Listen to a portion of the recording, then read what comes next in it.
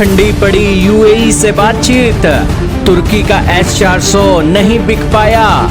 F-35 jet लेने का सपना तुर्की के लिए सपना ही बना। जी हाँ दोस्तों, इस वक्त की बहुत ही बड़ी खबर आ रही है तुर्की और यूएई से। दोस्तों, यूएई और तुर्की S-400 को लेने देने के बारे में एक बातचीत कर रहे थे, लेकिन अब दोस्तों ये बातचीत रुक चुकी है और तुर्की अपना S-400 यूएई को जो बेचना चाहता था वो दोस्तों अब झटके के चलते रुक गया है। दोस्तों, अमेरिका की शर्त है कि जब तक तुर्की S-400 सिस्टम से पीछा नहीं छुड़ाता उसे F-35 फाइटर जेट नहीं मिलेंगे। तुर्की ने पिछले महीने 2 S-400 एयर डिफेंस सिस्टम की बैटरी और करीब 120 इंटरसेप्टर मिसाइल बेचने के लिए यूएई के साथ बातचीत शुरू की थी। तुर्की के पास रूस से खरीदे गए 2 S-400 एयर डिफेंस सिस्टम, जिनमें कुल 4 बैटरियां शामिल हैं, मौजूद हैं। तुर्की ने 2017 में रूस के साथ $2.5 बिलियन का यह समझौता किया था और 2019 में इसकी पहली खेप प्राप्त की थी, लेकिन अब यह डील तुर्की के गले में अटकी हुई है। तुर्की हर हाल में यूएई को S-400 बेचना चाहता था क्योंकि रूस ज़्यादातर देशों को इस एयर डिफेंस सिस्टम को बेचने की इजाज़त नहीं देगा। वहीं रूस और यूएई के साथ अच्छे संबंधों की वजह से इस डील पर कोई ऐतराज़ भी नहीं था।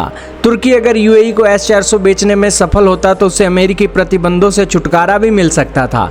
इसलिए तुर्की बड़ी चालाकी से यूएई से बातचीत कर रहा था।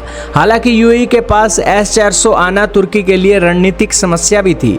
यूएई पहले से ही अमेरिकी एयर डिफेंस सिस्टम थार्ड और पेट्रोयट मिसाइल जैसे हथियार इस्तेमाल करता है, तो इसलिए शायद अमेरिका इसमें अड़ंगा अड़ाता।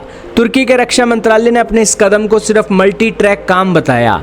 इससे यह साफ नहीं हो पाया कि अंकारा क्या चाहता है, इसे विदेश में ट्रांसफ़र करना, S-400 को हमेशा के लिए डीएक्टिवेट करना, निगरानी में इसके पार्ट्स को स्टोर करना या फिर $2.5 बिलियन में खरीदे गए इस उपकरण को पूरी तरह नष्ट करना। हालांकि अभी तक दोनों देश की तरफ से आधिकारिक तौर पर इसकी पुष्टि नहीं की गई है, लेकिन तुर्की की तरफ से इसके संकेत मिल गए हैं। ट्रंप ने हालांकि तुर्की को F-35 स्टील्थ प्रोग्राम में फिर से शामिल करने पर सहमति जता दी है, लेकिन अमेरिकी सीनेट की विदेश संबंध समिति के चेयरमैन जिम रिस्क ने इसकी मंजूरी नहीं दी है। यानी कि F-35 पर किसी भी तरीके के समझौते को S-400 सिस्टम को हटाने से जोड़ दिया गया है। लेकिन दोस्तों, तुर्की और यूएई की बातचीत का रुकना तुर्की के लिए एक बड़े झटके के जैसा है। आपका क्या मानना है, कमेंट सेक्शन में बताइएगा।